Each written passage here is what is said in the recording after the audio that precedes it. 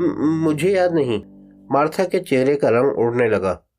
ہاں، یہ ممکن ہے کہ آپ کو یاد نہ ہو، کیونکہ وہ تصویر بہت پرانی ہے۔ میں نے اتفاق کیا۔ آپ اس تصویر میں آج کے مقابلے میں بہت حد تک مختلف نظر آ رہی ہیں۔ عمر کا فرق تو ہے ہی، لیکن ظاہری شباہت اور خد و خال میں بھی خاصا فرق ہے۔ تصویر میں آپ کی آنکھوں پر چشمہ نہیں ہے، بال سیاہ اور قدرے دراز ہیں، ساتھ ہی آپ کچھ دبلی بھی ہیں، لیکن اب آپ چوڑے فریم کا نفیس اور بیش قیمت چشمہ لگاتی ہیں۔ بال ہلکے سلیٹی اور چھوٹے ہیں۔ یوں آپ کی شخصیت میں تب اور اب میں کافی فرق ہو گیا ہے، تاہم ایک نشان تب بھی موجود تھا اور اب بھی ہے۔ ہونٹوں کے کناروں پر ہلکی سی لکیر، جو بعض افراد کے چہروں پر مستقل مسکراہٹ کے نتیجے میں نمودار ہوتی ہے۔ میں نے رک کر مارتھا کو دیکھا۔ میں ٹھیک کہہ رہا ہوں نا؟ پھر میں نے اپنا تھیلا اٹھایا جو میز پر رکھا تھا۔ میں نے تھیلا کھول کر وہ تصویر برآمد کی جو پارک میں اتاری گئی تھی۔ تصویر کو ایک پل غور سے دیکھنے کے بعد میں آگے بڑھا اور تصویر مارتھا کے ہاتھ میں تھمائی۔ یہ آپ ہی ہیں نا؟ مارتھا کا چہرہ پہلے ہی فق تھا۔ تصویر پر ایک نظر ڈال کر وہ کچھ اور سراسیمہ ہو گئی۔ جی ہاں، یہ غالباً میں ہی ہوں۔ غالباً نہیں، یقیناً آپ ہی ہیں، میں نے مسکرا کر کہا۔ اور اب آپ کیا یہ بتائیں گی کہ جو شخص بینچ کے پیچھے کھڑا ہے وہ کون ہے؟ نہیں، میں نہیں جانتی، مارتھا ہکلائی۔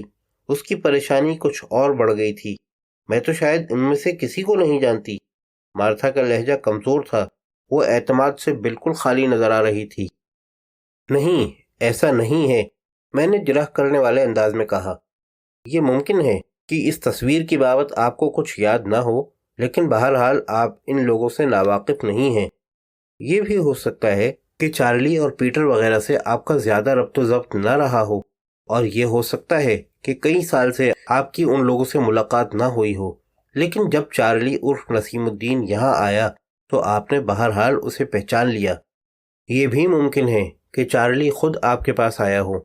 اس نے یقیناً اس شہر میں آنے اور نام اور حلیہ بدلنے کے بارے میں کوئی فرضی کہانی سنائی ہوگی اور آپ سے رازداری کی درخواست کی ہوگی، اور غالباً آپ نے یہ سوچ کر کہ چارلی کسی مصیبت میں مبتلا ہے وعدہ کر لیا ہوگا۔ بعد ازاں جو کچھ ہوا اس کی بنیاد محض میرے قیاس پر ہے، جس کی تصدیق یا تردید آپ کر سکتی ہیں۔ میرا اندازہ ہے کہ چارلی کی آمد کے کچھ عرصے بعد آپ دارالحکومت گئیں۔ وہاں آپ کی ملاقات سیلی سے ہوئی اور آپ نے محض روا روی میں چارلی کے بارے میں سیلی کو بتایا۔ آپ کی نیت بری نہیں تھی۔ یہ بھی ہو سکتا ہے کہ آپ کو یہ اندازہ ہی نہ ہو کہ آگے چل کر صورتحال بہت سنگین ہو سکتی ہے، کیونکہ آپ غالباً اس بات سے قطعی بے خبر تھیں کہ بینک کی ڈکیتی سے چارلی وغیرہ کا کوئی تعلق ہے، اور شاید آپ کو یہ علم نہیں تھا کہ سیلی کی شناسائی پیٹر وغیرہ سے تھی۔ چنانچہ آپ نے سیلی سے چارلی کا ذکر کیا اور واپس چلی آئیں۔ بعد ازاں میرا قیاس ہے کہ سیلی نے پیٹر، یہ شاید سلوینا سے ذکر کیا ہوگا، اور اس طرح پیٹر کو اس بات کا علم ہو گیا کہ چارلی ہمارے شہر میں موجود ہے۔ میں نے ایک لمحہ ٹھہر کر مارتھا کو دیکھا۔ میں ٹھیک کہہ رہا ہوں نا؟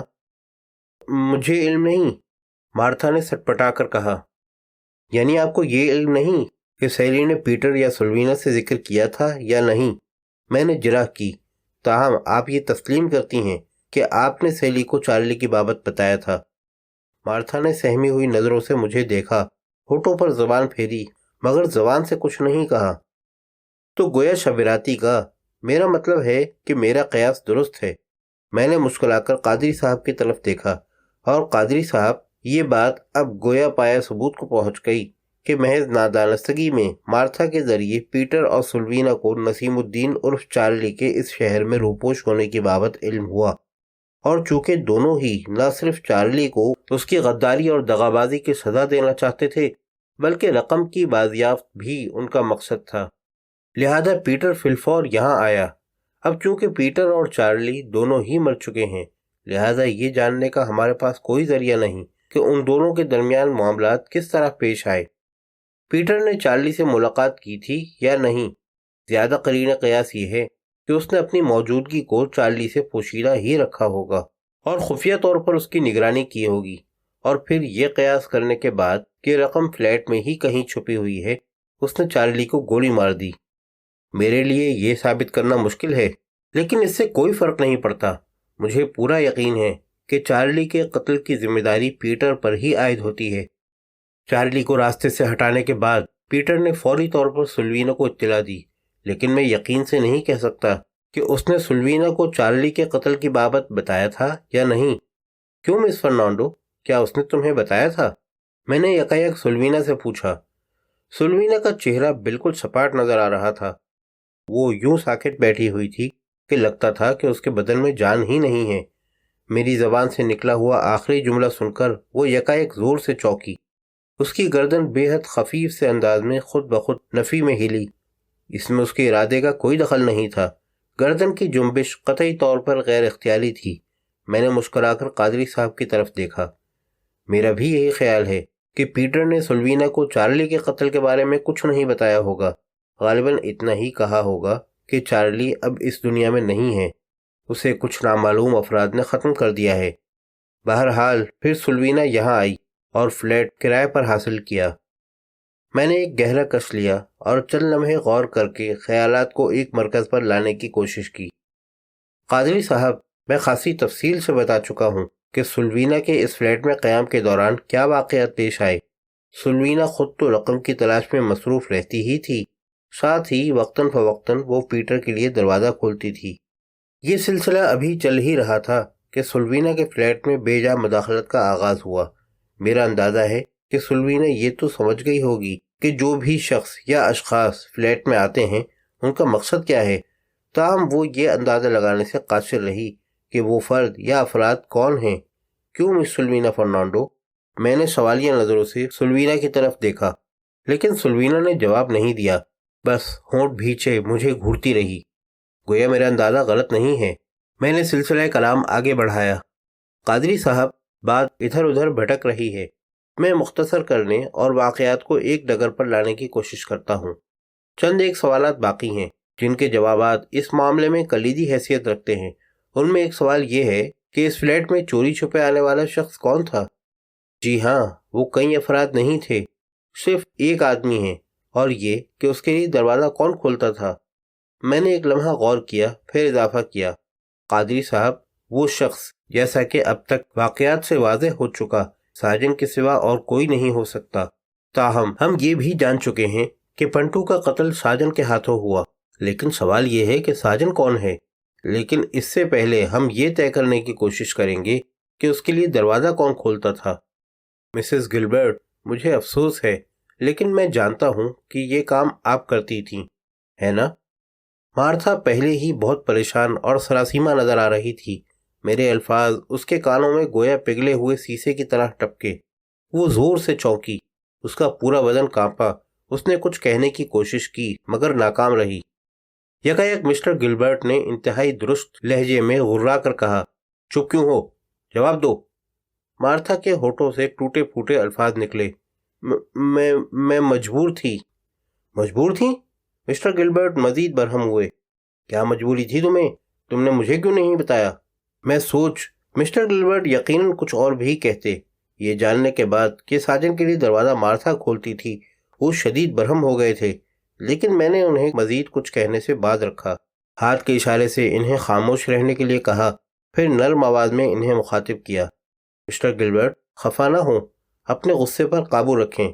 بے شک آپ کی بیوی یہ ناگوار کام کرتی تھی، مگر میں جانتا ہوں اس میں ان کا کوئی دوش نہیں، نہ ہی کسی بھی حوالے سے ان کا اس سالے قصے سے کوئی براہ راست تعلق ہے۔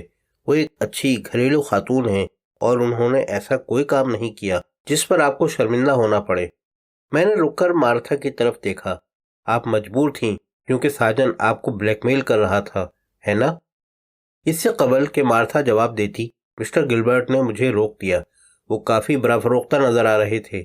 لیکن مسٹر عالم، آپ یہ دعویٰ کس بنا پر کر سکتے ہیں کہ دروازہ کھولنے والی مارتھا ہی تھی؟ ممکن ہے آپ کو کوئی غلط فہمی ہوئی ہو، لیکن افسوس کہ ایسا نہیں ہے، میں نے تحمل سے جواب دیا۔ میں نے ابھی ذکر کیا تھا کہ دروازے کی چٹخنی پر مجھے انگلیوں کے نشانات ملے تھے، اور آپ کو یہ بھی غالباً علم ہوگا کہ ایک سرکاری اہلکار نے ان نشانات کے پرنٹ اٹھائے تھے۔ بعد ازاں میرے ایک آدمی نے آپ کی غیر موجودگی میں آپ کے فلیٹ سے انگلیوں کے کچھ نشانات حاصل کیے تھے۔ یہ ایک غیر قانونی اور غیر اخلاقی طریقہ ہے جس کے لیے میں آپ سے معافی چاہتا ہوں۔ بہرحال جو نشانات دستیاب ہوئے ان میں کچھ ایسے ہیں جو چٹخنی سے ملنے والے نشانات سے ہو بہو ملتے ہیں، شک و شبے کی کوئی گنجائش نہیں، اور وہ نشانات آپ کی بیوی کی انگلیوں کے ہیں، جبکہ کچھ دوسرے نشانات سلوینا کے ہیں۔ آپ کو پورا یقین ہے؟ مسٹر گلبرٹ نے سلگتی ہوئی آواز میں پوچھا۔ جی ہاں۔ مسٹر گلبرٹ لمحہ بھر چپ رہے، پھر انہوں نے درست لہجے میں مارتھا سے پوچھا، تو تم نے واقعی دروازہ کھولا تھا؟ مارتھا نے سہمی ہوئی نظروں سے مسٹر گلبرٹ کی طرف دیکھا، مگر وہ چپ رہی۔ مسٹر گلبرٹ نے پھر پوچھا، یہ ساجن کون ہے؟ میں نہیں جانتی۔ مارتھا کے ہونٹوں سے لرزتی ہوئی کمزور سی آواز ابھری۔ کیا کہہ رہی ہو تم؟ مسٹر گلبرٹ کا لہجہ کچھ اور سخت ہو گیا۔ تم ساجن کے لیے دروازہ کھولتی رہیں لیکن اسے جاننے سے انکار کر رہی ہو؟ یہ کیا بکواس ہے؟ میں سچ کہہ رہی ہوں، مارتھا نے مری ہوئی آواز میں جواب دیا۔ مسٹر گلبرٹ نے اپنے سیدھے ہاتھ کو زور سے جنبش دی۔ یقیناً وہ کچھ کہنا چاہتے تھے، تاہم میں نے انہیں موقع نہیں دیا۔ مسٹر گلبرٹ، میں نے یکایک کہا، مجھے لگتا ہے کہ آپ کی بیوی غلط نہیں کہہ رہی ہے۔ آپ ذرا تحمل سے کام لیں، میں پوری وضاحت کرتا ہوں۔ ساجن کون ہے اس کا علم ٹھیک ٹھیک کسی کو بھی نہیں۔ اسے صرف 3 افراد نے دیکھا ہے، جانی ماسٹر، پنٹو اور روز، لیکن جس بحروپ میں وہ ان سے ملا تھا اس بحروپ میں وہ کبھی کسی اور کے سامنے نہیں آیا۔ مارتھا کا معاملہ میرے اندازے کے مطابق یہ ہے کہ وہ ساجن کو جانتی ہے، پھر بھی نہیں جانتی، کیونکہ اس نے ساجن کو ساجن کی حیثیت میں کبھی نہیں دیکھا۔ ساجن نے غالباً فون پر مارتھا سے رابطہ کیا ہوگا، اور اس نے فون پر نہ تو الف لیلہ سنائی ہوگی اور نہ ہی صابری برادرز کی قوالی، بلکہ اس نے ماضی کا کوئی قصہ چھیڑا ہوگا جو ظاہر ہے کہ مارتھا کے لیے خوشگوار نہیں رہا ہوگا۔ ساجن نے کہا ہوگا کہ اس کے پاس ایک کنجی ہے جس سے ماضی کا تالا کھلتا ہے۔ کیا وہ ماضی کے اس تالے کو، جس پر زنگ لگ چکا ہے، کھول دے؟ اب چونکہ مارتھا کو اس تالے کا کھلنا بالکل پسند نہیں ہوگا، لہذا وہ عقبی دروازے کی چٹخنی کھولنے پر آمادہ ہو گئی۔ میرا اندازہ ہے کہ ساجن کی طرف سے اطلاع ملنے پر وہ چٹخنی کھول کر واپس فلیٹ میں چلی جاتی ہوگی۔ تب ساجن اندر آتا ہوگا اور کچھ وقت فلیٹ میں گزارنے کے بعد واپس جاتے ہوئے وہ کوئی اشارہ دیتا ہوگا، مثلا دروازے پر ہلکی سی دستک یا عمارت سے باہر جانے کے بعد سیٹی بجانا۔ تب مارتھا نیچے جا کر دروازہ بند کر دیتی ہوگی۔ یوں ساجن کے اس عمارت میں آنے جانے کے باوجود مارتھا نے اسے نہیں دیکھا ہوگا۔ کیوں مسز گلبرٹ، کیا میرا قیاس درست ہے؟ مارتھا نے سر کو اسبات میں جنبش دی، حالانکہ اس کا یہ فعل بھی غیر ارادی تھا۔ یکایک مسٹر گلبرٹ نے ایک بار پھر لب کھولے، تو گویا یہ سچ ہے نا؟ لیکن مارتھا، یہ کتنے افسوس کی بات ہے، میں نے تم پر ہمیشہ اعتبار کیا اور تم نے میرے اعتماد کو اس طرح۔ مارتھا کی مدھم پریشان پشیمان آواز کمرے میں گونجی۔ میں مجبور تھی۔ کیا مجبوری تھی؟ مسٹر گلبرٹ نے خشک لہجے میں سوال کیا۔ کس بات کے لیے وہ تمہیں بلیک میل کر رہا تھا؟ میں نے بعجلت مسٹر گلبرٹ کو ٹوکا۔ مسٹر گلبرٹ، ناراض نہ ہوں، میں جانتا ہوں اور مجھے پورا یقین ہے کہ ماضی میں جو بھی فروگزاشت آپ کی بیوی سے سرزد ہوئی وہ بہت معمولی نوعیت کی ہوگی، اور اس پر آپ کو شرمندہ ہونے کی قطعی ضرورت نہیں ہے۔ ویسے بھی اس خطا کا تعلق ماضی سے ہے، اور مارتھا کے ماضی سے آپ کو کیا سروکار؟ وہ تو ٹھیک ہے، لیکن کم از کم مجھے بتانا تو چاہیے تھا۔ ہاں، یہ کوتاہی ضرور ہوئی، میں نے کہا، لیکن یہ اتنی اہم بات نہیں ہے۔ میں آپ سے درخواست کروں گا کہ فراخ دلی اور درگزر سے کام لیں۔ مسٹر گلبرٹ نے زور سے سانس لی، شکایت بھری نظروں سے اپنی بیوی کی طرف دیکھا، لیکن ان کے چہرے پر پھیلی ہوئی برہمی بہرحال کچھ کم ہو گئی۔ میں نے ایک بار پھر مارتھا کی طرف دیکھا۔ تو یہ سچ ہے کہ ساجن تمہیں بلیک میل کر رہا تھا؟ تمہارے ماضی میں کوئی ایسی بات ہے جو بھلے ہی زیادہ اہم نہ ہو، مگر اب زندگی کے اس دور میں تم اس کا منکشف ہونا بہرحال پسند نہیں کرتی ہو؟ اس بنا پر تم مجبور ہو گئی۔ تم نے کئی بار ساجن کے لیے دروازہ کھولا، مگر اسے کبھی دیکھا نہیں، حتیٰ کہ اس رات بھی جب پیٹر کا قتل ہوا۔ مارتھا خوفزدہ نظروں سے مجھے دیکھتی رہی، کچھ اس طرح گویا اس کے پاس کہنے کے لیے کوئی لفظ نہ ہو۔ قادری صاحب، قدر انتظار کے بعد میں نے بات آگے بڑھائی۔ اب میں ایک بار پھر واردات والی رات کا ذکر کروں گا، مگر صرف وہ حصہ بیان کروں گا جس کی وضاحت پہلے نہیں ہوئی تھی، تاکہ تصویر پوری طرح واضح ہو سکے۔ جیسا کہ میں نے بیان کیا، سلوینا 9:30 بجے فلیٹ میں آئی۔ اس نے تالا کھولا اور پیٹر کے اندر آنے کے بعد پھر تالا ڈال دیا۔ اس کے کچھ دیر بعد मार्था और मैगी इमारत में आईं। उस वक्त 9:55 हुए थे। दोनों फ्लैट में चली गईं। उन्होंने इस बात पर कोई तवज्जो नहीं दी, या शायद इन्हें एहसास ही नहीं हुआ कि सुल्वीना अपने फ्लैट में मौजूद है। बहरहाल कुछ देर बाद मार्था फ्लैट से निकली और मैंने यकायक रुक कर तवज्जो से मिस्टर गिलबर्ट को देखा। मिस्टर गिलबर्ट, प्लीज जरा सोचकर बताइए कि जब आप तीनों अपने ड्राइंग रूम में बैठे थे तब मार्था चंद मिनट के लिए कमरे से बाहर गई थी। मिस्टर गिलबर्ट की पेशानी पर शिकनें पड़ गईं। उन्होंने चंद लम्हे गौर किया, जैसे उस रात का पूरा मंजर अपने जहन में देखने की कोशिश कर रहे हों। फिर मान चौंक कर बोले, हाँ, अब याद आ रहा है। मार्था चाय बनाने किचन में गई थी। बाद अज़ां उसने मुझे मुत्तला किया कि दूध ख़त्म होने वाला है। जवाब में मैंने कहा कि मैं बाद में ले आऊँगा, मगर फिर दूध की बात जहन से निकल ही गई थी। एक बात और, मैंने उन्हें बहुत तवज्जो से देखते हुए कहा, क्या मिसेस गिलबर्ट ने मेज़ की दराज भी खोली थी? मिस्टर गिलबर्ट ने होठों पर ज़बान फेरी और गहरी नज़रों से अपनी बीवी की तरफ देखा। वो कुछ परेशान, मुतज़ब्ज़ब और मुतहय्यर नज़र आ रहे थे। वो चंद लम्हे मार्था को देखते रहे, फिर ज़रा पस्त आवाज़ में बोले, हाँ, याद आ रहा है। तुमने दराज तो खोली थी शायद। क्यों खोली थी? लेकिन जवाब में मार्था ने कुछ नहीं कहा। सुम्मुम बुकमुन मिस्टर गिलबर्ट की सूरत देखती रही। यकायक मैंने अपने दिल में मार्था के लिए तासुफ और हमदर्दी की एक लहर उठती महसूस की। बेचारी औरत, उसके माजी में भले ही कुछ मामूली से दाग धब्बे रहे हों, लेकिन अब वो बहरहाल एक जिम्मेदार और घरेलू औरत थी। माजी की किसी छोटी सी और गालिबन गैर अहम कोताही के बाइस इस मुश्किल में फंस गई थी, जबकि इस सारे मामले से उसका किसी भी किस्म का कोई ज़ाती मफाद नहीं था। मैं कुछ देर उसके फीके सुते हुए चेहरे को देखता रहा, फिर तवील सांस ली और ज़बान खोली। मिस्टर गिलबर्ट, ताला खोलने के लिए चाबी की ज़रूरत थी और मार्था ने चाबी के हुसूल के लिए ही दराज खोली थी। बाद अज़ां चाय बनाने के दौरान वो फ्लैट से बाहर आई और ताला खोला, मगर दोबारा बंद नहीं किया। मार्था का ख्याल यकीनन ये रहा होगा कि साजन वापस जाते वक्त दरवाज़ा भीड़ देगा और अगले दिन किसी वक्त मार्था ताला डाल देगी।